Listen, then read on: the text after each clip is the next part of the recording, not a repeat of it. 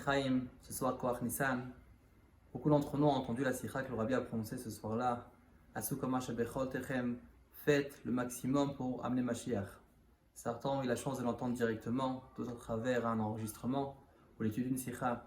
Mais en tout cas, c'est évident qu'au-delà que des mots que le Rabbi a prononcés ce soir-là, Asu kama shebechol techem, c'est évident qu'il y avait aussi la tseaka, la zaaka, le cri que le Rabbi a prononcé, le cri que le Rabbi a crié.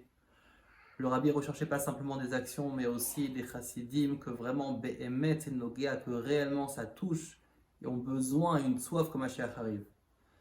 Et donc, je pense qu'au-delà des achlatot, des bonnes décisions qu'on peut prendre ce soir-là, chacun en fonction de ses capacités et de sa possibilité, il y a aussi, je pense, une achlata, une bonne décision en commun qu'on doit prendre. Et ça, c'est justement le emet du chassid. C'est justement le cri be'emet que le Rabbi a prononcé. On sait très bien que les chassidim, les rebbeim, durant les générations, ont toujours demandé que ça soit toujours adat adenafshe, que ce soit le pnimi, que toujours lorsqu'on apprend quelque chose, ça soit pnimi, intérieur, profond, que lorsqu'on apprend une sikha, un mahamar, que ce soit adat adenafshe, ça me parle, ça me touche. Et on voit vraiment que, concrètement, le changement se fait à travers ça. Lorsque finalement une personne apprend les sikhot du Rabbi, apprend les mahamarim du Rabbi, ça veut dire que pas simplement qu'il va apprendre un sikha mahamar pour pouvoir répéter à la table de Shabbat, qui est vraiment très important, et pas encore moins pour faire check sur une liste pour dire c'est bon, on a fait la sikha du jour, mais réellement qu'on va prendre la sikha et qu'après la sikha, pendant la sikha, il va un peu méditer et réfléchir à combien la sikha me parle, à combien cette sikha je vais pouvoir l'intégrer, finalement l'intérioriser et finalement aussi l'influencer à travers ma propre personne déjà, ma famille, mes amis, aussi mon travail. Comment je vais faire en sorte que finalement cette sikha-là va pouvoir vraiment me toucher concrètement, faire un changement à l'intérieur de moi. On sait que une des Ayom que le Rabbi a écrit, le Ayom d'Aïd Kashrut, que le Rabbi parle, que on peut s'attacher au Rabbi même si on ne le voit pas à travers l'étude de sa Torah. Il y a quelque chose d'intéressant que l'Admoraim Saïdi dans le Mamarim Lishtatrut.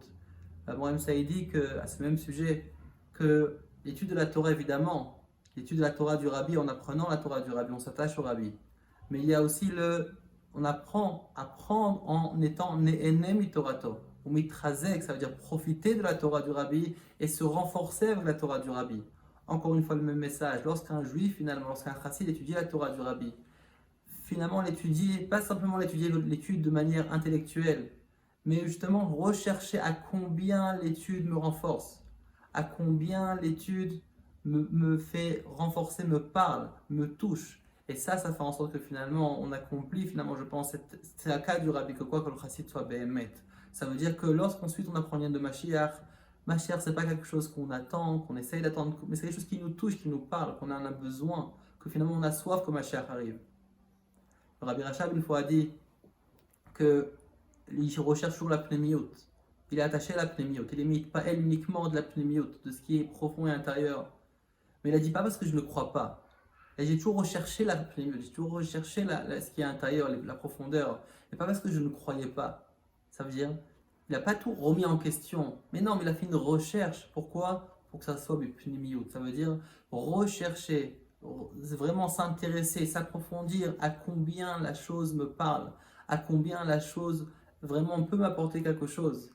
Et ça, je pense que c'est justement le point commun, je pense qu'on peut prendre pour ce soir-là, que à ce comment évidemment, faites le maximum, mais pas oublier que le Rabbi voulait aussi le Enyan du Emet du Chassid. Ça veut dire comment finalement c'est important pour nous, comment la chose nous parle.